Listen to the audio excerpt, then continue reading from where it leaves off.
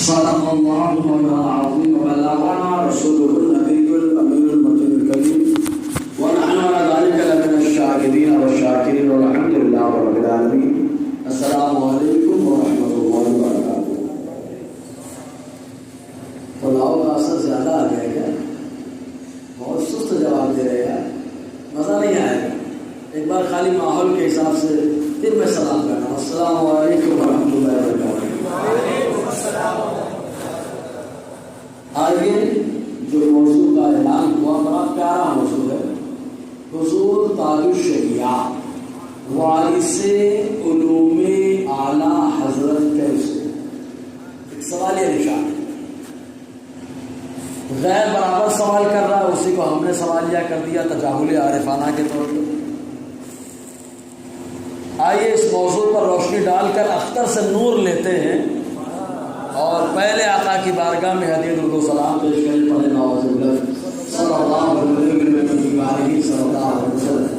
صلاۃ و سلام علیک یا سیدی یا رسول اللہ صلی اللہ علیہ وسلم. حضور تاج الشریعہ وارث علوم اعلیٰ حضرت کیسے.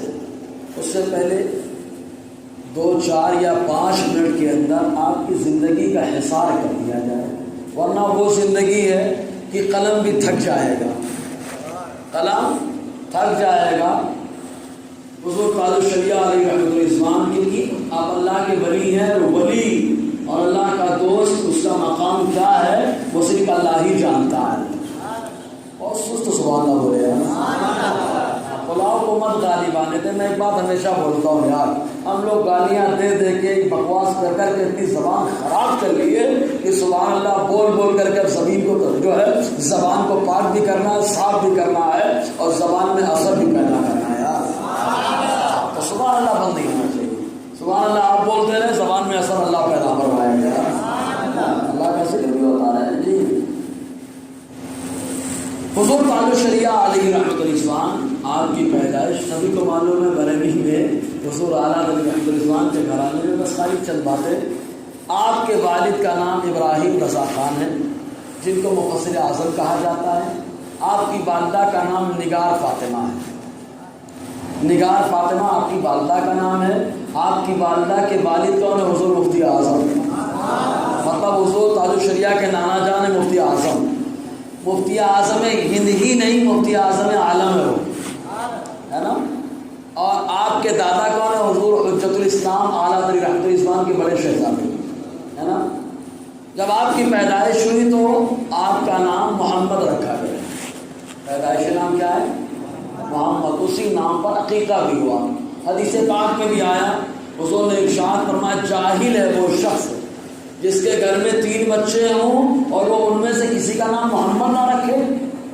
تو اعلیٰ فرماتے ہمارے گھرانے میں کئی محمد ہیں، نام رکھ کے بتا دیا سرکار کا فتویٰ ہے جس کے 3 بیٹے ہوں ایک کا بھی نام محمد نہ رکھے وہ جاہل ہے. اعلیٰ علیہ رحمۃ الرضوان نے بتا دیا ہم لوگ جاہلوں کی جماعت سے نہیں ہے، مصطفیٰ کے فرمان کے مطابق عالموں کی جماعت سے. محمد نام رہا. والد کی نسبت سے اسماعیل رضا کہا گیا، چونکہ والد کا نام ابراہیم، حضرت ابراہیم علیہ السلام کی نسبت سے تو آپ کو اسماعیل رضا کہا گیا. لیکن جو تخلص اختیار کیا اختر، تب وہ آگے چل کے وہی جو ہے نا عرفی نام بھی ہو گیا اختر رضا. اختر رضا نام بھی ہو گیا. ازہری میاں کہا جاتا تھا پہلے کیا کہا جاتا تھا؟ ازہری میاں. جامع ازہر سے پڑھ کر کے آئے تو ازہری میاں کہا گیا. لیکن اچانک یہ تاج الشریعہ کیسے کہا گیا؟ یہ بھی تو جاننا ضروری ہے نا یار. اچانک تاج الشریعہ کیسے ہو گیا؟ ہر آدمی کا سوال رہتا ہے، یہ جاننا ضروری بھی ہے اچانک کیسے تاج الشریعہ ہو گئے. اور اسی طریقے سے قاضی قضات فی الہند، یہ کیا انہوں نے اپنی طرف سے اپنا لقب لے لیا؟ یہ بھی ایک سوال پیدا ہوتا ہے. تو دونوں سوال کا جواب بھی دے دیا جائے. تو 2 بزرگ ہیں، ایک بزرگ کا نام قطب مدینہ مہاجر مدینہ علامہ ضیاء الدین مدنی رحمۃ اللہ علیہ. آج بھی قطب مدینہ کے یہاں سبحان اللہ نعت پا کر کیا رہے ہیں ماشاء اللہ. تو یہ مدینہ شریف کے قطب مدینہ اعلیٰ علیہ رحمۃ الرضوان کے خلیفہ ہیں یہ، اور ایک سید صاحب جن کا نام سید محمد علوی مالکی رحمۃ اللہ علیہ. ان دونوں بزرگوں نے مدینہ طیبہ کے اندر علماء عرب کی موجودگی میں ازہری میاں کے بجائے تاج الشریعہ لقب عطا فرمایا تھا۔ یہی وجہ ہے کہ دیکھیں جو ولی کی زبان سے نکلتا ہے کلمہ تو ایسا مقبول ہوتا ہے کہ کوئی کتنا لگاتا رہ گیا لیکن ولی کی زبان سے جملہ نکل گیا، ہر بندے کی زبان پر تاج الشریعہ ہو گیا۔ سمجھے کہ نہیں؟ تاج الشریعہ، تاج الشریعہ، ٹھیک ہے۔ تو عرب میں مدینہ شریف کے اندر جو مدینہ ہمارا مرکز ایمان ہے، سبحان اللہ، مرکز محبت ہے جی، یہ قاضی القضات، اس سے شرعی کونسل آف انڈیا تمام مفتیان کرام کی موجودگی میں یہ لقب حضور تاج الشریعہ کو تمام مفتیان کرام نے دیا ہے۔ سمجھے کہ نہیں؟ بہرحال اب پڑھائی کیسے کی، کیا کی، وہ تو بس اتنا سمجھ لے کہ ولی بس خالی برائے نام پڑھتا ہے، ورنہ حقیقت میں اللہ تعالیٰ اسے علم لدنی عطا فرماتا ہے۔ اور جو کسبی محنت، جو محنت سے پڑھائی ہوتی ہے، کسبی پڑھائی ہوتی ہے، اس کی ایک حد ہوتی ہے۔ جتنی محنت کرتا ہے بندہ اتنا آگے بڑھتا ہے، لیکن جو اللہ تعالیٰ کی طرف سے علم ملتا ہے اس کی کوئی حد نہیں ہوتی ہے، بندہ بڑھتا چلا جاتا ہے، اس کا علم بڑھتا چلا جاتا ہے۔ بہت سی لوگ بولے یار پلاؤ زیادہ ڈالی گا گئی، سب سے شادیاں حالانکہ کم تھی، شادیاں کم تھی، بھی پلاؤ کھا رہے ہیں جمعہ میں تو قیمہ روٹی غالب آ گئی ہوگی ہے نا، دوپہر کی، شام میں پلاؤ کھانا گرم گرم، ایک بار بولو سبحان اللہ۔ ہاں، اب حضور تاج الشریعہ علیہ رحمۃ اللہ جامع ازہر میں پڑھے، ادھر پڑھے، منظر اسلام میں درس و قرآن بھی آپ نے دیا، بہت ساری چیزیں آپ نے کی۔ اب یہ آپ کو ایک لقب اور علماء نے دیا، علماء کیا بلکہ علماء کو معلوم ہے کون حقدار ہے، اس لیے اٹھا کر کے حوالے کر دیا۔ وارث علوم اعلیٰ حضرت، اعلیٰ حضرت کے پہلے علوم کتنے ہیں؟ جتنے علوم میں اعلیٰ حضرت ماہر ہے، علوم تو سب اللہ نے دیے ہیں، مطلب کتنے علوم میں ماہر ہے اس سے بیان ہو چکا ہے میرا۔ مولانا طارق انور صاحب کا ایک رسالہ نہیں کہوں گا، بڑا سا بہت بڑی سی کتاب ہے، رسالہ بھی نہیں کہوں گا۔ امام احمد رضا کے 565 علوم، سبحان اللہ، کتنے علوم میں مہارت ہے؟ ہاں دیکھیں نا، رسالہ بھی نہیں کہوں، بڑی کتاب موٹی سی ہوگی، کیونکہ آج کے دور میں 2 صفحہ پہ لوگ لکھتے بولے کتاب لکھا، سمجھے آپ؟ اس میں باقاعدہ انہوں نے پروف سے ثابت کیا کہ اعلیٰ علیہ رحمۃ الرضوان کچھ ایسے علوم ہیں جن میں آپ نے ان علوم کو پیدا کیا، موجود ہیں آپ اس کے، اور کچھ وہ علوم ہیں جو مردہ ہو چکے تھے، اعلیٰ نے ان کو زندہ فرمایا، اور کچھ وہ علوم تھے جو بظاہر مردہ ہونے کے قریب تھے، اعلیٰ علیہ رحمۃ الرضوان ان کو زندگی نہیں دی۔ اور بہت ساری ایسی چیزیں ہیں جو اعلیٰ علیہ رحمۃ الرضوان نے جو ہے آقا علیہ السلام کی طرف سے، یہ کہوں گا حضور کا فیضان مدینے سے چلا، بغداد والے نے اٹھا کے احمد رضا کو عطا فرما دیا ہے۔ 565 علوم۔ اب ان میں چند وہ علوم جن میں حضور تاج الشریعہ نے اعلیٰ حضرت کی جانشینی کا حق ادا کیا ہے۔ کنز الایمان ہمارے سامنے ہے، ہم لوگ پڑھتے ہیں ترجمہ کنز الایمان، ترجمے میں بہت لوگوں نے بکواس کیے، آج بھی کر رہے ہیں، لیکن امام احمد اتنا میں سمجھتا ہوں، بڑے مولانا کا ترجمہ سمجھنا ہے تو بڑے مولانا سے پڑھنا پڑے گا، سمجھے آپ؟ بڑے مولانا سے سمجھتے ہیں۔ دیکھو یہ لوگ بڑے بڑے ڈگریاں لے کر کے آتے ہیں، لیکن آج تک ان کو مغفرت کا معنی نہیں معلوم۔ آپ کہیں گے حضرت اتنا بڑا لاؤں گا، ہاں اتنا ہی بڑا لاؤں گا، مغفرت کا معنی بخشش، مغفرت کا معنی بخشش، مغفرت کا معنی بخشش۔ دیکھو بولے معلوم تو ہے ہم کو، نہ نہیں معلوم ان کو۔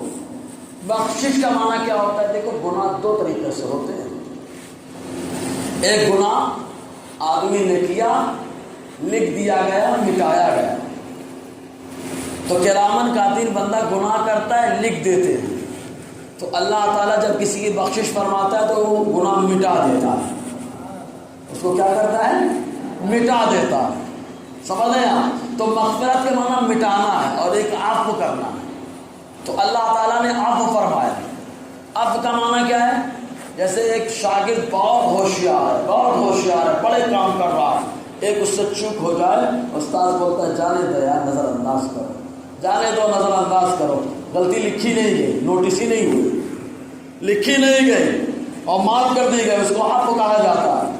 بغیر لکھے معاف کر دیا جائے اس کو عفو کہا جاتا ہے، اور اگر لکھ کر کے مٹوا دیا جائے اس کو بخشش اور مغفرت کہا جاتا ہے نا۔ تو قرآن کا کلمہ آخر ایک مثال دی ہے نمونہ. تو اعلیٰ علیہ رحمت الرضوان کا ترجمہ سمجھنا ہے تو کہتے ہیں جو آدمی عربی محاورے پہ ماہر ہو اور اردو زبان کو بھی خوب اچھے سے جانتا ہو، ماہر ہو محاورے مہارات پہ، تو وہی آدمی ترجمہ کرنے کا حق رکھتا ہے. تو اعلیٰ حضرت کے ترجمہ کنز ایمان پر خوب اعتراض ہو رہے ہیں. اور آج بھی ہم لوگ چونکہ پیغام عام نہیں کرتے، ہم تو خالی امام احمد رضا خان علی رحمۃ الرضوان کو تلوار بنا کے پیش کر دیے. صحیح ہے نا؟ خنجر اعلیٰ حضرت پہ لاکھوں سلام، شمشیر اعلیٰ حضرت. قلم اعلیٰ حضرت کون بنے گا بھیا؟ قلم اعلیٰ حضرت، زبان اعلیٰ حضرت، پاسبان مسلک اعلیٰ حضرت، ناصیے مسلک تو بہت ملیں گے، ناشر مسلک اعلیٰ کون بنے گا؟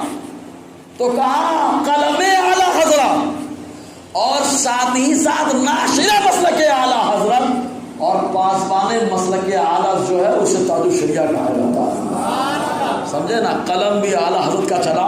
جب قلم چلا تو مشابہت نظر آئی، امام احمد رضا کا فیضان نظر آیا ہے نا ہر اعتبار سے. تو کنز ایمان کا خوب اعتراض ہو رہا تھا. تو حضور تاج الشریعہ نے ایک مضمون لکھا جو بعد میں رسالہ بن کر کے چھپا. اس کا نام ہے دفاع کنز ایمان. سبحان اللہ. نام کیا رکھا؟ دفاع کنز ایمان. ایک مثال دے رہا ہوں کہ اس میں اعلیٰ علی رحمت الرضوان نے حضور صلی اللہ علیہ وسلم کے لیے اللہ تعالیٰ نے فرمایا انا ارسلناک شاہدا ومبشرا ونذیرا. تو اعلیٰ نے ترجمہ شاہد کا کیا کیا ہے؟ حاضر و ناظر بنا کر. کیا بنا کر کے؟ حاضر و ناظر بنا کر کے بھیجا. تو اب اس بندے کو ٹینشن ہو گیا. بندہ سمجھ رہے نا؟ کیونکہ بند والا ہے تو بندہ ہے، سمجھے نا؟ بالکل بندہ ہے. بندہ بندیدن نیا مصدر بنا لیا جائے، بندھا ہوا، بندہ بنا ہوا. اب اس نے اعتراض کیا، غیروں نے خوب اعتراض کیا. کہا شاہد کے معنی ہوتے گواہ، شاہد کے معنی ہوتے گواہ. امام احمد رضا نے جو ترجمہ کیا ہے وہ غلط کیا ہے. حاضر و ناظر اپنے عقیدے کے اعتبار سے کر رہے ہیں. ان کا عقیدہ ہے کہ حضور حاضر و ناظر ہے، اس لیے عقیدے کے اعتبار سے قرآن کا ترجمہ کر دیا. یہ تو قرآن کو بدلنا ہوا. سمجھے کہ نہیں؟ بہت اعتراض ہو. سمجھ میں آیا؟ حاضر و ناظر کا مطلب سمجھتے ہو نہیں آپ لوگ؟ پوچھو.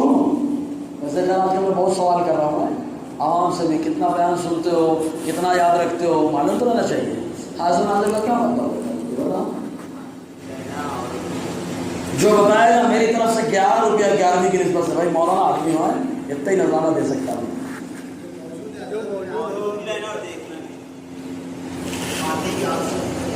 ہاں تو اپنے حساب سے بول دیا آپ نے، ٹھیک بولا. اچھا تو بولے تو کم سے کم جس دن سنی بولنے لگے گا اس دن سنیت بولنے لگے گی. سمجھ نا؟ سنی بولنے لگا، سنیت بولنے لگے گی. لیکن سنی بول نہیں رہا. بولا آپ نے اللہ آپ لوگوں کی زبان کو سلامت رکھی ہے نا. کم سے کم اس بڑھیا کی طرح تو ہو ہی گئے جو حضرت یوسف علیہ السلام کے خریداروں میں آئی تھی ایک، ہے نا؟ کم سے کم جواب دینے والوں میں شامل تو ہو گئے آپ. اس کا طریقہ ہوگا معلوم. حاضر جو ایک جگہ حضور مدینے میں موجود ہے، ایک لمحے میں پوری دنیا میں آتے جاتے ہیں، اس لیے حاضر کہے جاتے ہیں. جیسے امام صاحب یہاں پہ بیٹھ گئے، ہمارے شہزادے بیٹھ گئے، روحانی فرزند. باہر آئے کوئی امام صاحب حاضر ہے تو آپ کیا بولیں گے؟ حاضر ہے غیر حاضر ہے؟ حافظ فراز صاحب یہاں پہ مصلی پہ ہیں، باہر والے حاضر ہے غیر حاضر ہے، آپ کیا بولیں گے؟ ارے بولو نا یار، حاضر ہے غیر حاضر ہے؟ تو بولے نہیں، اگر موجود ہے تو آپ کیا بولیں گے؟ حاضر ہیں. حالانکہ آپ پوچھ رہے دروازے پہ جانے میں ٹائم لگے گا، لیکن یہاں موجود ہے. تو جو ایک لمحے میں آتا جاتا ہے اس کو حاضر کہا جاتا ہے. میرا نبی ہے مدینے میں، پوری دنیا میں ایک لمحے میں آتا جاتا ہے، اس لیے پوری دنیا میں حاضر ہے. سمجھ میں آیا؟ ہے مدینے. ناظر پوری دنیا کو دیکھتا ہے، اس لیے پوری دنیا کا ناظر ہے. تو اللہ نے ترجمہ کر دیا. ہاں چلو ماشاء اللہ. اللہ تعالیٰ کو حاضر ناظر نہیں بول سکتے، ٹھیک ہے؟ کیوں؟ اس لیے کہ اللہ تعالیٰ جسم و جسمانیات سے کیا ہے؟ پاک ہے. حاضر و ناظر وہی ہو سکتا ہے جو جسم والا ہو. اللہ تعالیٰ کو بولنا ہے تو بولو سمیع ہے، بصیر ہے، شہید ہے، ٹھیک ہے، علیم ہے. حضور حاضر و ناظر ہے. تو اعلیٰ نے ترجمہ کر دیا. نالائقوں کا ہنگامہ کھڑا ہو گیا. اٹھا میرے تاج الشریعہ کا قلم. سبحان اللہ. واللہ پڑھنا دفاع کنز ایمان پڑھنا، جب آپ پڑھو گے تو آپ کو محسوس ہوگا کہ کہ یار اس کو پڑھنے کے لیے تو مولانا بننا پڑے گا. حقیقت بتا رہے ہیں. پہلے شاہد لفظ پہ گفتگو کی ہے. یہ کس بات سے آتا ہے, یہ کہاں سے آتا ہے, پھر باپ کی گفتگو کی, پھر باپ. اب آپ لوگ کے لیے باپ نیا سمجھ میں آ رہا ہے نا, کبھی سنے نہیں. شہیدہ یشہد شہادتن فہو شاہد و شہیدہ یشہد شہادتن فہو مشہود الامر منہ اشہد ولا تشہد والزرق منہ مشہد والعلۃ منہ مشہد مشہدۃ مشہد. مولانا سے بچ جائیں گے کس بات سے آیا اور اس کا معنی کیا ہوتا ہے اور پھر اس کا لازمی معنی کیا ہے. تو بتایا اس کا معنی ہوتا ہے گواہ. اس کا معنی کیا ہے؟ ارے بولو نا یار, گواہ. تو اعلیٰ علی رحمت الاسلام نے اس کا لازمی معنی لیا. گواہ جو ہوتا ہے وہ حاضر بھی ہوتا ہے, گواہ جو ہوتا ہے وہ ناظر بھی ہوتا ہے. تو اعلیٰ علی رحمت الاسلام نے جو ترجمہ کیا ہے وہ شاہد کا صحیح ترجمہ کیا ہے, اس لیے کہ شاہد کا لازمی معنی حاضر و ناظر ہی ہوتا ہے. کتابوں سے اب یہ خالی زبانی دعویٰ نہیں, دلائل سے ثابت کیا ہے. سمجھ رہے نا, دفاع تنزیل ایمان پڑھیں گے رسالہ. ارے بولیے یار, تب تو معلوم پڑے گا تاریخ شریعہ کی ذات کیا ہے. دفاع تنزیل ایمان. ایسے ایک لفظ اور ہے, بشر. بشر انما انا بشر مثلکم. ہمارے یہاں کچھ لوگ تو ایسے بولتے ہیں حضور بشر ہے ہی نہیں ہے. اے بھائی قرآن کا انکار ہوگا, اے نور نہیں ہے, اے قرآن کا انکار ہوگا. دونوں پہ قرآن آیا. کہا بشر, قرآن نے کہا قل انما انا بشر مثلکم. کہا حضور بشر بھی ہیں. کہا نور کا قد جاءکم من اللہ نور, نور بھی آیا. تو قرآن نے نور بھی کہہ دیا, قرآن نے بشر بھی کہہ دیا. تو کہا حضور پھر کون سے معاملات رکھا جائے؟ تو کہا میرا نبی نوری بشر, نور مجسم ہے, جسم والا نور ہے. جیسے فرشتے ہیں نور لیکن پیدا کس سے ہے نور, لیکن قبر میں آتے تو چہرہ بھی ہوتا ہے, بدن بھی ہوتا ہے. سمجھ میں آیا؟ نور مجسم. تو بشر پہ گفتگو کی. اس میں تاج الشریعہ نے بڑی شاندار گفتگو فرمائی ہے لفظ مثل پر.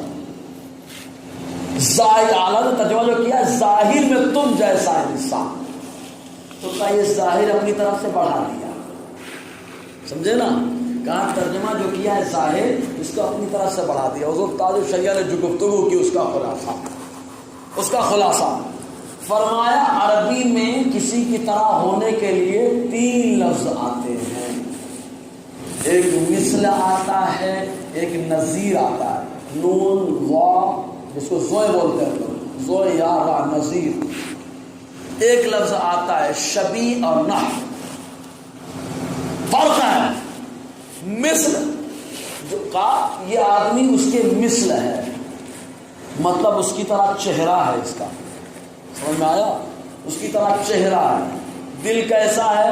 یہ بہادر ہے, وہ بزدل ہے, لیکن مثل ہے. کیوں؟ چہرے میں ایک جیسا دکھتا ہے, ویسے ہی گورا ہے, ویسے ہی آنکھ ہے, ویسے ہی کان ہے, ویسے ہی داڑھی ہے, ویسے ہی اٹھنا بولنا چلنا, چہرہ ایک دم ظاہر میں اس کی طرح. تو لفظ مثل کیا ہوتا ہے؟ ظاہر میں کسی کی طرح ہونا ہوتا ہے. اور نظیر باطن میں, اندر سے کسی کی طرح ہو جائے اس کے لیے نظیر ہوتا ہے. سمجھ میں آیا؟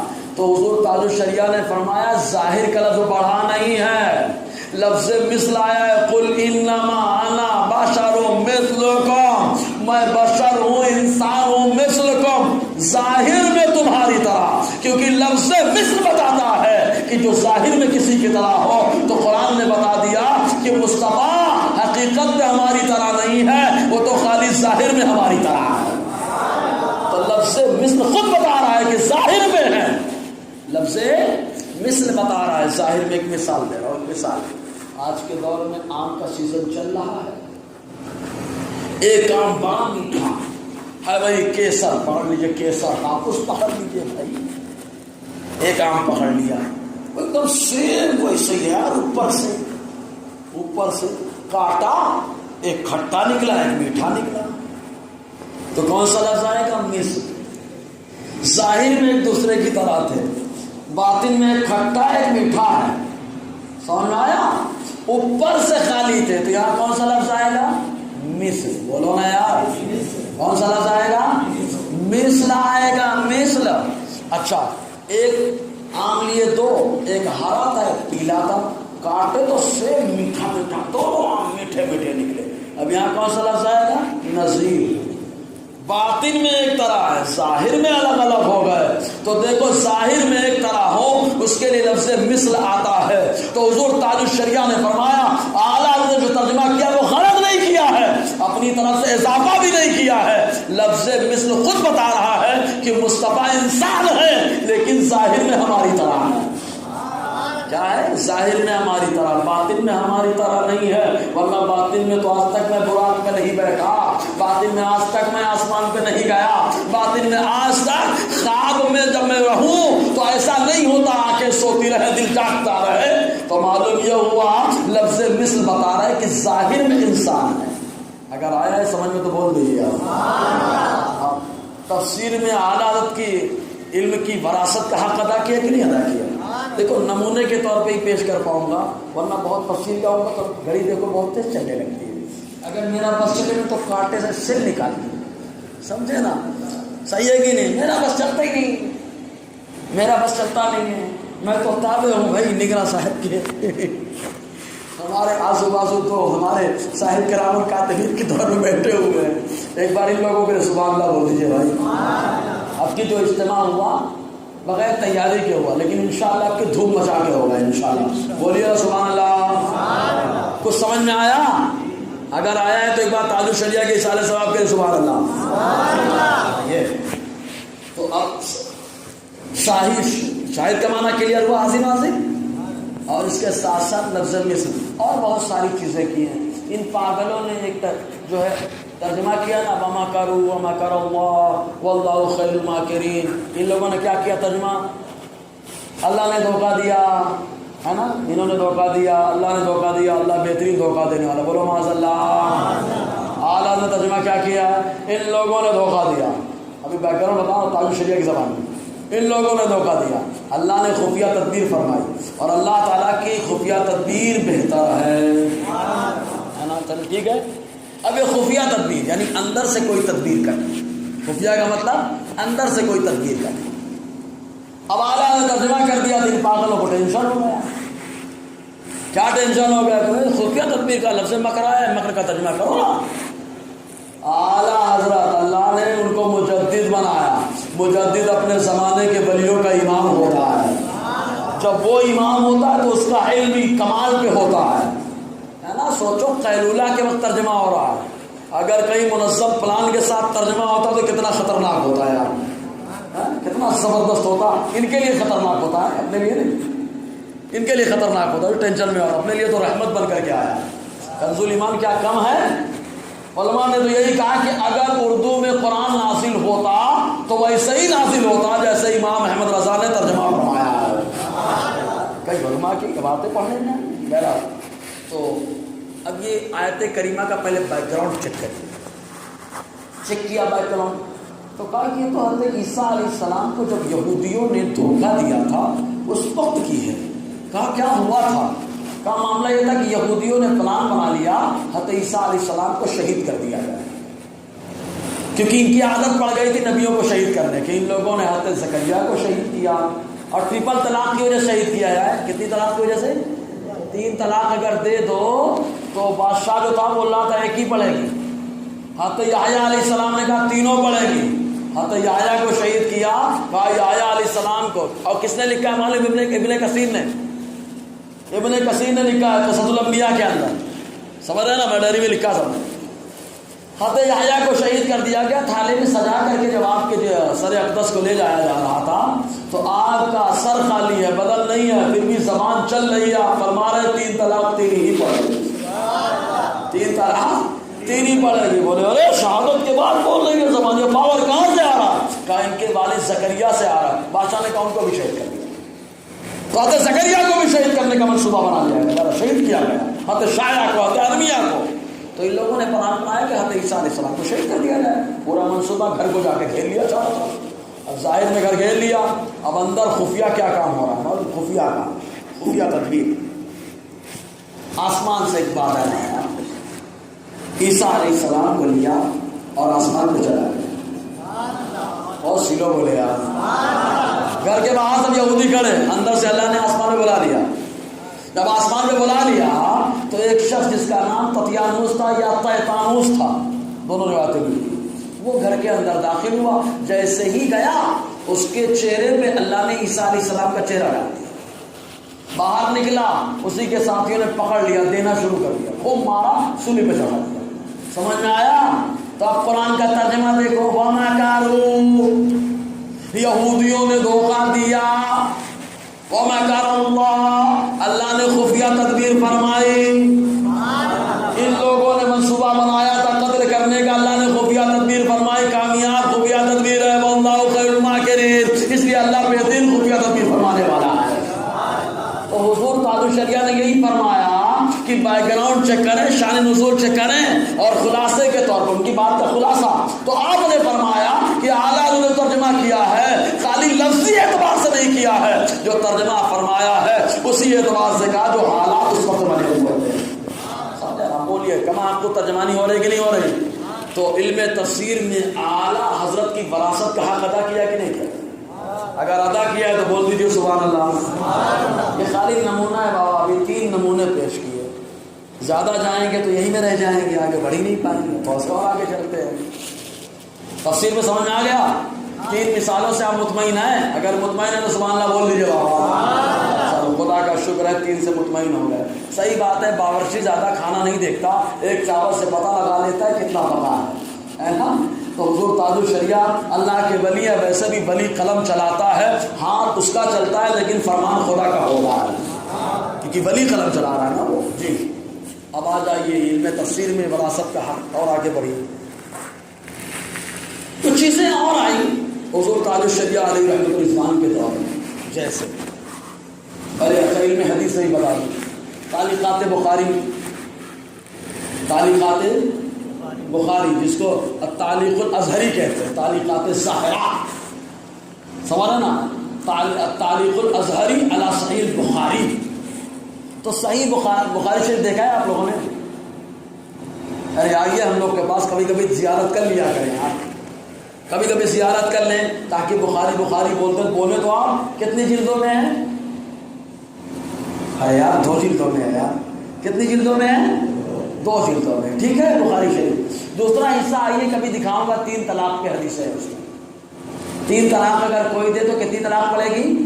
3 پڑے گی. بخاری شریف میں دوسرے حصے میں, تیسرے میں نہیں ہے, دوسرے میں 2 حصے ہیں. جی اس کا جو حاشیہ ہے, ایک مولانا ہے احمد, جس کو محدث سہارنپوری کہتے ہیں پاک. اب سمجھ رہے نا, نام ہی سمجھ میں آ گیا ہوگا کہاں کا محدث ہے. ٹھیک ہے, زبردست محدث ہے. تو اس نے اپنے حدث دکھائے, خوب بڑے حدیثوں پہ کلام اپنے اعتبار سے گستاخیاں وغیرہ کی ہیں. تو حضور تاج الشریعہ نے جو تعلیق لکھی, جگہ جگہ نشاندہی فرمائی اور فرمائی یہ غلط ہے, یہ صحیح ہے, یہ غلط ہے, یہ صحیح ہے. بہت ساری جگہ نشاندہی فرمائی ہے. اور اس طریقے سے حضور اعلیٰ علیہ رحمۃ الرحمان کی علم حدیث کے تعلق سے وراثت کا حق ادا فرمایا ہے. سمجھے نا, تعلیق بخاری شریف کے پیچھے ہے, بہت ساری جگہ ہیں نشاندہی فرمائی ہے. چونکہ اب وہ ایسی گفتگو ہے کہ کچھ جگہ آپ لوگ کو تھوڑا سا اوپر ہو جائیں گی, کبھی ضرورت ہوگی تو انشاءاللہ بتائیں گے اس کا. تو علم تفسیر, علم حدیث, اور آگے بڑھیے علم فقہ, کیونکہ امام احمد رضا کا طوطی بولتا ہے. سبحان اللہ. کیونکہ آج بھی غیروں کے یہاں ایک بہت بڑا مدرسہ ہے, نام نہیں ہوا کہاں کا ہے, یو پی میں ہے, اور نون سے شروع ہوتا ہے اور آخر میں واو کے بعد ہا لگ جاتا ہے, نون دال و ہا. وہاں پر آج فقہا کا جو نام لکھا گیا ہے تو 5 فقیہ, 5ویں فقیہ امام احمد رضا کا ہی نام لکھا ہوا ہے. سمجھے کہ نہیں؟ تو فقہ میں مسئلے مسائل میں طوطی بولتا رہا امام احمد رضا کا, کیونکہ یہ غیر خود لکھتے ہیں کہ واقعتاً فقاہت کے شہنشاہ امام احمد رضا, قلم اٹھایا تو اس موضوع کا حق ادا فرما دیا. تو اب ایسے ہی ایک مثال دے رہا ہوں, کسی پہ نہ میں تنقید کرنا چاہ رہا ہوں اور نہ کوئی اپنے اوپر لے, اور اس کو سمجھنے کے لیے خالی ہے. ٹرین چل رہی ہے, اس پہ نماز پڑھیں اگر نماز کا ٹائم ہو جائے لیکن جیسے ہی اترے تو دوہرا لے. یہ مسئلہ تھا پرانا. نماز کا ٹائم ہو گیا, معلوم ہے ابھی ٹرین رکے گی نہیں, نماز ختم ہو جائے گی, ٹائم ختم ہو جائے گا, تو فقہ نے کیا کرنا ہے, پڑھ لو اور بعد میں کیا کر لو, بعد میں کیا کر لو, لفظ دہرانا آپ لوگ بولیے نا, بعد میں کیا کر لو, دوہرا لو. تو کئی اپنے اپنے اعتبار سے فقیہوں نے قلم چلایا تو دلیل یہ پیش کی نہیں, اب دہرانے کی بولے ضرورت نہیں ہے. کیوں؟ اس لیے کہ دو سواریاں ہوتی ہیں, ایک ارادے سے رکتی ہے, ایک اپنے ارادے سے نہیں رکتی ہے. جو اپنے ارادے سے رکے تو اتر کے نماز پڑھنا چاہیے, اور جو اپنے ارادے سے نہ رکے تو اسی میں پڑھ لینا چاہیے. کا ارادے سے جو رکتی ہے سواری, وہ جیسے گھوڑا وغیرہ اپنے ارادے میں ہے, کنٹرول میں, روکو پڑھ لو, اور ٹرین اپنے کنٹرول میں نہیں ہے تو اسی کے پڑھ لو, دہرانے کی ضرورت نہیں. حضور تاج الشریعہ نے قلم اٹھایا, سبحان اللہ. پورا رسالہ ہے, مضمون ہے پورا, ایک مضمون ہے پورا. آپ نے قلم اٹھایا, جو دو دلیلیں میں جو دلیل پیش کی الحمدللہ طبیعت خوش کرنے والی, کا آقا کے دور میں سواریاں دو تھیں.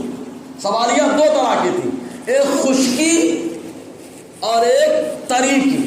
بحری پانی والا جہاز, بیڑے وغیرہ جو ہوتے تھے, تو بولے پانی والے جہاز میں گاڑی سواری کے نماز پڑھ لیتے تھے, دہرانے میں ضرورت نہیں پڑتی تھی. اور جو خشکی کی سواری ہوتی تھی, اس سواری پہ اگر ضرورت پڑ جائے تو روکو, نماز پڑھو, اور اگر نہیں روک پائے, قافلہ جانے کا اندیشہ ہے, اسی پہ پڑھ لو, بعد میں دہرا لو. یہ مسئلہ تھا. ٹھیک ہے, تو اب آپ نے دلیل پیش کی. حضور کے دور میں دو سواری, فرمایا آج کے دور میں بھی دو سواریاں. ایک وہ سواری جو خشکی والی ہے, ایک وہ جو بحری ہے. بحری میں تو وہی مسئلہ ہے, کہا ٹرین کون سی سواری ہے, کیا بحری ہے یا بری ہے, خشکی والی ہے. فرمایا جیسے حضور کے دور میں خشکی والی سواریاں تھیں, ویسے ہی آج کے دور میں ٹرین بھی خشکی والی سواری ہے. نہیں سمجھ میں آیا کیا؟ اگر آیا تو بولو نا یار. ہاں, یہ حضور تاج الشریعہ علیہ فقاہت, ایسے ہی فقاہت کا آپ نے تو جلوہ ہر جگہ دکھایا ہے یار. فقاہت کے جلوے, اس کا نمونہ تو یہ دیکھے, وہی جن من گن, سمجھ رہے ہیں نا, اسی کا جو مسئلہ آیا, بولے یو پی گورنمنٹ نے کہا ہر مدرسے میں پڑھا جائے گا. قانون آ گیا, اب علماء بیٹھ گئے میٹنگ کرنے کے لیے, کہا حضرات اب تو پڑھنا پڑے گا, اگر نہیں پڑھیں گے گرانٹ نہیں ملے گی, سب لفڑے میں آ جائے گا مدرسے کا معاملہ.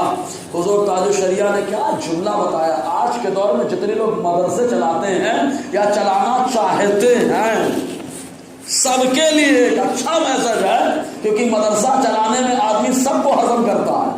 یہ بھی چلتا, وہ بھی چلتا, یہ بھی چلتا, چند کو آئے گے چاہیے, بس پوتیا بوری بنے کے چاہیے. حضور تاج الشریعہ کا جملہ سنے, آپ نے فرمایا جب ایمان نہیں رہے گا تو مدرسہ چلا کے کیا ملے گا. معلوم کیا ہوا, مدرسہ ایمان بچانے کی جگہ ہے, ایمان بیچنے کی جگہ نہیں ہے. مطلب اس سے ایمان کا سودا ہو رہا ہے. یہ ہے فقاہت حضور تاج الشریعہ علیہ رحمہ کی. ایک بار حضرت کے اصالہ ثواب کے لیے بولے سبحان اللہ. سمجھنا, ایسے بہت ساری باریک باریک مسائل ہیں. ہاں, اسی پہ فخر ازہر کا ایوارڈ کیوں ملا. اب آج کے دور میں کچھ ہیں مقرر لوگ بولتے مورے وجہ سے ملا. ابے پاگل آدمی, تمہاری وجہ سے ملے گا.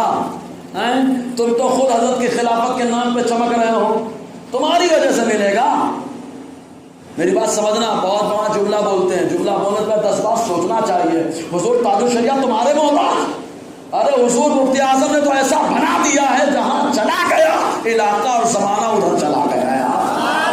تو بولتے ہماری وجہ سے ملا. تو سے کہ حضور تاج الشریعہ علیہ رحمۃ الاسلام فخر ازہر کا ایوارڈ کس وجہ سے ملا. اس کی 3 وجہ بنی, 3 چیزیں وجہ بنی, بلکہ 3 عقیدے اور 3 بہت اہم باتیں. پہلی چیز ٹائی کا مسئلہ. پہلی چیز کیا ہے, جامع ازہر آپ تشریف لے گئے تو وہاں بہت سارے شیوخ کا موقف یہی تھا کہ ٹائی پہننے میں کوئی قباحت نہیں ہے, کوئی قباحت نہیں ہے, پہن سکتے ہیں ٹائی پہنے, کوئی حرج نہیں ہے. کیونکہ ظاہر میں کیا خرابی ہو, خالی کپڑے کی زینت ہی تو ہے. جیسے بٹن لگانا ویسے ٹائی لگانا, اور آج کے دور میں تو پیٹرن چل ہی رہا ہے, ایک سے سکھ پیٹرن ہے, اس میں کیا خرابی نظر آئی. حضور تاج الشریعہ علیہ رحمۃ الرضوان نے وہاں پہ جو ٹائی کے مسئلے پہ, رسالے کا نام ہی ہے ٹائی کا مسئلہ, کافی لوگ بیٹھے ہوئے مطالعہ کرنے والے ماشاءاللہ. تو ٹائی کا مسئلہ اس پر آپ نے جو گفتگو فرمائی. ابھی ایک بات بتائی نا میں نے, حضور آتے عیسیٰ علیہ السلام کو قتل کرنے اور شہید کرنے کا منصوبہ کس کا تھا؟ یہودیوں کا, ہے نا. جب طیطانوس کو سولی پہ چڑھا دیا گیا تو نصرانیوں کا ایک نیا عقیدہ پیدا ہوا. کیا عقیدہ پیدا ہوا معلوم؟ حضرت عیسیٰ علیہ السلام سولی پہ چڑھ گئے, انہوں نے تمام عیسائیوں کے گناہوں کو معاف کرا دیا. تمام عیسائیوں کے گناہوں کو کیا کرا دیا؟ معاف کرا دیا. کس وجہ سے؟ سولی پہ چڑھنے کو. بولو معاذ اللہ. تو عقیدہ ان کا کیا ہے کہ سولی پہ. یہی وجہ کہ لوگ کراس لگاتے ہیں. کراس سمجھ رہے ہیں نا, ان کا سمبول کراس. ہمارا نوجوان بڑے شوق سے گلے میں لاکٹ کے طور پر پہن رہا ہے, وہ سمجھتا ہے بڑا اچھا کام کر رہا ہوں. ابھی ان کا مذہبی شعار ہے, اور غیروں کے مذہبی شعار کو اپنانا یہ کفر تک پہنچانا اپنے آپ کو ہوتا ہے. ٹھیک, یہ جنیو سمجھے نا, کان میں چڑھتا ہے تو نیچے نکلتا ہے. سمجھ میں آیا؟ تو یہ سب چیزیں ان کا مذہبی شعار ہیں. تو ویسے یہ کراس بھی ان کا مذہبی شعار ہے. عیسیٰ علیہ السلام جب آئیں گے قیامت کے قریب تو سب سے پہلے اسی کو توڑیں گے. سمجھے نا, اسی کو توڑیں گے. سوچے جس کو وہ سب سمجھ رہے ہیں وہی توڑ دیا جائے گا, سمجھنے والے کتنے توڑے جائیں گے, اندازہ لگانا. تو حضور تاج الشریعہ علیہ رحمۃ الرضوان نے یہی فرمایا اس ٹائی کے مسئلے میں. خلاصہ یہ آپ نے یہی فرمایا کہ یہ ان کا مذہبی شعار ہے, اس عقیدے کی ترجمانی ہے. آپ نے جب دلیل سے ثابت فرمایا تو وہاں کے کئی شیوخ نے توبہ کیا اور اپنے موقف سے رجوع کر لیا. کہاں کے؟ جامع ازہر کے شیوخ نے رجوع کیا. پہلا معاملہ ہوا. دوسرا معاملہ, وہاں کے جو شیوخ تھے ان شیوخ نے ایک عقیدہ اور تھا کہ حضور کے والدین کا ایمان پر معاملہ نہیں رہا. بولو معاذ اللہ. ایمان پر معاملہ نہیں رہا. اور ہم لوگ تو کہتے ہیں الحمدللہ حضرت آدم سے لے کے حضرت عبداللہ تک, حضرت حوا سے لے کے حضرت آمنہ تک, جہاں جہاں سے مصطفیٰ کا گزر ہوا اللہ نے پہلے ہی اس کو کفر و شرک سے کلیئر فرما دیا ہے. حدیثیں قرآن کی آیت ہے ربنا وابعث فیہم رسولا منہم, یہ پوری قرآن کی آیت ہے. سورہ بقرہ آیت نمبر 127 اور 128 پڑھنے کی ضرورت ہے. ان کا کوئی مولوی آئے تو کان پکڑ کے میرے پاس لانا ہے. بھیڑیا کیسے بکری کو لاتا ہے, بکری خاموش برابر آئے گی, ہے نا. پھر اس کو ضمیر سے گفتگو کریں گے, ان ضمیر کا مرجع کون ہے, کیا ہے, وغیرہ. تو اعلیٰ علی رحمۃ الرضوان کا رسالہ شمول الاسلام لاصول رسولہ الکرام, اس کا آپ نے عربی میں ترجمہ کیا اور ان شیوخ کو پیش کیا جن کا نظریہ کچھ اور تھا. جب آپ نے ان شیوخ کو پیش کیا, ان شیوخ نے مطالعہ کیا تو انہوں نے حضور تاج الشریعہ کے ہاتھ پر توبہ کر کے اپنا نظریہ چینج کر لیا تھا. بہت سلر ہوتے ہو یار, کتنی بڑی بات ہے. وہاں کے شیوخ نے انصاف پسند نے چینج کر لیا, یہاں کے دے وہ نہیں سمجھتے. خدا جب عقل لیتا ہے, دین لیتا ہے تو عقل چھین لیتا ہے, ان کو نہیں سمجھ میں آتا. 2 میٹر ہو گئے. تیسرا معاملہ حضرت ابراہیم علیہ السلام کے والد کا معاملہ. تو آپ نے مضمون لکھا, کیا معاملہ. وہاں کے شیوخ میں سے کئی ایسے تھے جو کہتے تھے حضرت ابراہیم علیہ السلام کے والد کا نام آزر ہے. کیا ہے؟ آزر. ہمارے یہاں انڈیا میں تو میرے خیال سے اکثر لوگ سمجھتے ہیں. ہمارے امام کیسے درس قرآن دیتے ہیں, جب موقع ہے تو اس کو وضاحت کرنی چاہیے, دلیل دینا چاہیے. قرآن کی آیتیں اس پر موجود ہیں, احادیث موجود ہیں. تو وہ تاج الشریعہ نے ایک رسالہ لکھا عربی میں, جس کا مطلب یہ ہوتا ہے اس بات کی تحقیق کہ ابراہیم علیہ السلام کے والد آزر نہیں, تاریخ ہے. تاریخ یا تاریخ. آپ نے دلائل بھی اس میں قرآن کی آیات کو بھی کوٹ کیا اور کچھ حدیثوں کو بھی کوٹ کیا, اور کچھ تفسیر مفسرین کرام جو حضور کے دور میں مفسر صحابہ رہے, تابعین, ان کے حوالے بھی کوٹ کیے. تو ان شیوخ نے جب اس رسالے کو پڑھا تو ان لوگوں نے اپنا نظریہ بدل دیا اور یہی کہا کہ حضور حضرت ابراہیم علیہ السلام کے والد کا نام آزر نہیں, تاریخ ہے. اور اسی بیس پر ان شیوخ نے خود مانا کہ بہت سارے لوگ یہاں سے پڑھ کر کے گئے, لیکن فخر ازہر جو بنا اسے حضور تاج الشریعہ کہا جاتا ہے. اب آپ کو فخر ازہر کا ایوارڈ ملا ہے آپ کے علم کی وجہ سے, آپ کی صلاحیت کے بیس پر, آپ کی لیاقت کی وجہ سے. یہ غیرو دکھوائی گئی تو حق ادا کیا کہ نہیں اعلیٰ علی رحمۃ الرضوان کے علم کا؟ اگر کیا ہے تو سبحان اللہ بول رہے یار. ایسے ہی رافضی زمانہ اور رافضی رافضی زمانے ماضی، یہ رافضی تو ہمیشہ جب بھی مسلمانوں پہ حکومت کا معاملہ ٹائٹ ہوتا ہے تو رافضی برساتی میٹک کی طرح اچھلنے لگتا ہے. لیکن اس کو میٹک نہیں کہوں گا، کیونکہ میٹک کو حضور نے منع کیا ہے مارنے سے، کیونکہ وہ اللہ کی پاکی بولتا ہے. یہ بیل تو گرگٹ ہے، گرگٹ، جس کو مارنے پر بھی اللہ تعالیٰ ثواب عطا فرماتا ہے. سمجھے نا؟ اور میرے مخدوم پاک نے تو بہت اچھے سے ادھیڑا ہے، فرمایا کہ جو صحابہ کا گستاخ ہے، ابو بکر و عمر کا گستاخ ہے، وہ جب مرتا ہے یا تو بندر ہوتا ہے یا خنزیر بنا دیا جاتا ہے. سمجھے نا؟ مخدوم پاک علی رحمۃ اللہ نے لکھا ہے، مخدوم کے چوچا علی رحمۃ اللہ لکھا. جی تو اب آئی صحابہ کی عظمت کی بات. تو ایک حدیث ہے، یہ غیر کے مقلد بھی صحابہ کی عظمت کو نہیں جانتے، اسی لیے یہاں 20 رکعت چلتی بھی نہیں اور بہت ساری چیزیں نہیں چلتی ہے کیونکہ صحابہ. لیکن ان لوگوں سے بولنا چاہیے صحابہ پہ فتویٰ لگاؤ. کیا فتویٰ لگاؤ؟ 20 رکعت تراویح صحابہ نے پڑھی، اگر ہم 20 رکعت پڑھتے ہیں تو فتویٰ لگا دو، کیا مسئلہ ہے؟ پھر یہ فتویٰ ڈالے تو حضرت عمر پہ چلا جائے، اور حضرت عمر پہ فتویٰ لگانے والا پکا شیطانی ہوگا، پکا شیطان ہوگا، کیونکہ عمر جس راستے سے گزرتے ہیں شیطان راستہ دیکھ کے بدل دیتا ہے. عمر 20 رکعت کی تراویح کے راستے سے چلے، غیر کا مقلد شیطان کا دوسرا راستہ اپنا لیا، اور جو عمر کا غلام تھا اسی راستے پہ چل رہا ہے نا. تو صحابہ کی عظمت میں ان نالائقوں نے ہمیشہ حملہ کیا. تو ایک حدیث اصحابی کالنجوم یہی میں اہتدیتم، میرے صحابہ ستارے کی طرح ہیں، تم جن کی پیروی کرو گے کامیاب ہو جاؤ گے. تو ان غیر کے مقلدوں نے ہنگامہ کھڑا کر دیا، صحیح نہیں ہے. اب یہاں پہ ایسی بہت ساری چیزیں حضور حالات کے دور میں بھی کہا گیا کہ حدیثیں صحیح نہیں ہیں، تو آپ نے فرمایا ایک صحیح ہماری اصطلاح ہوتی، اعلیٰ فرماتے فلاح اس میں شریف. ابھی آ رہا ہوں تو شریعہ کی بارگاہ میں. فرمایا صحیح ایک ہماری اصطلاح ہے، ایک محدثین کی اصطلاح ہے. ہماری اصطلاح میں صحیح نہیں مطلب غلط ہے، اور جب محدث بولے صحیح نہیں ہے مطلب ہو سکتا ہے جب صحیح نہیں حسن ہو، حسن لے ذاتیوں لے غیریوں، صحیح لے غیر ہی ہو، کیونکہ صحیح اعلیٰ درجے کی ہے. 1 نمبر پہ نہیں 2 نمبر پہ تو آ سکتی ہے نا. حسن لے غیری، حسن لے ذاتی تو ہو سکتی ہے، عزیز بھی تو ہو سکتی ہے، سمجھ میں آیا. لیکن ہماری اصطلاح میں صحیح نہیں مطلب غلط. تو ایسے ہی کہا صحیح نہیں صحیح پہ کچھ لوگ موضوع تک کہہ دیا. حضور تاج الشریعہ نے جب امام احمد رضا کی بارگاہ کا فیضان لٹایا تو آپ نے اپنے رسالہ الصحابۃ نجوم الاہتداء کے اندر 1 2 نہیں 75 حوالے کوٹ فرمائے ہیں. 75 حوالے کوٹ کے 75 محدثین کے حوالے دے کر کے بتا دیا کہ علماء نے 1 2 عالم نے قبول نہیں کیا. اصول فقہ کا ضابطہ ہے جس حدیث کو علماء قبول کر لیں اگر وہ صحیح ہو تو وہ بھی مقبول ہو جاتی ہے. سمجھے نا؟ 75 حوالے کوٹ فرمائے حضور تاج الشریعہ علیہ رحمۃ اللہ. سوچے کیسا امام احمد رضا کا فیضان لٹایا ہے اور کس انداز میں امام احمد رضا خان علیہ رحمۃ اللہ کی وراثت کا حق ادا فرمایا. ارے نعت پڑھو یار، نعت پڑھو تو لگتا ہے کہ واہ وہی انداز اعلیٰ حضرت کا ہے، وہی انداز مفتی اعظم کا ہے، سیم وہی انداز حضور تاج الشریعہ کا بھی ہے، سیم انداز وہی ہے. ملتے جلتے اشعار، ملتی جلتی باتیں کیوں نہ ہو، کیونکہ امام احمد رضا خود ولی، ان کے شہزادے ولی اور غوث پاک نے جس کو نوازا ہے تو 1 2 نسل تک نہیں نسلوں تک نواز دیا ہے، نسلوں تک نواز دیا ہے. تو حضور غوث پاک نے بڑا نوازا. تو حضور تاج الشریعہ علیہ رحمۃ اللہ نے اور بہت ساری باتیں ہیں، لیکن چونکہ 1 گھنٹے کا ٹائم دیا جاتا ہے نا، تو پورا ہونے کے قریب ہے. ٹھیک ہے، روک دوں کہ 1 2 بات اور بتا دوں. میرا دل نہیں بھرا، میں صاف صاف بتا رہا ہوں، میرا پیٹ اس معاملے میں بہت بڑا ہے.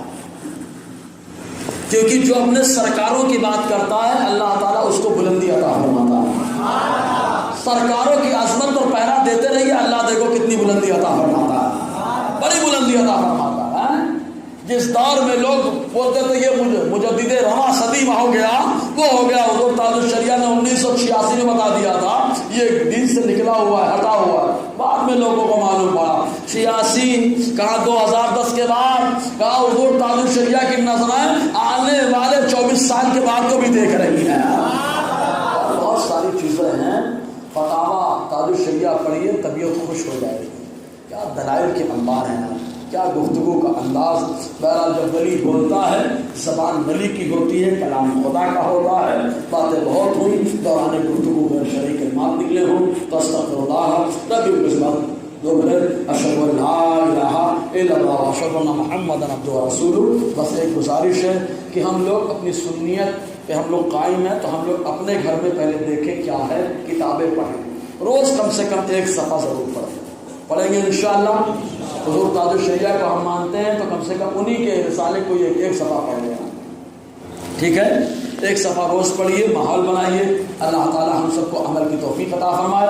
آئندہ اجتماع میں ہر آدمی کم سے کم پنجتن کی نسبت سے 5 لوگوں کو دعوت دے گا کہ دے گا انشاءاللہ.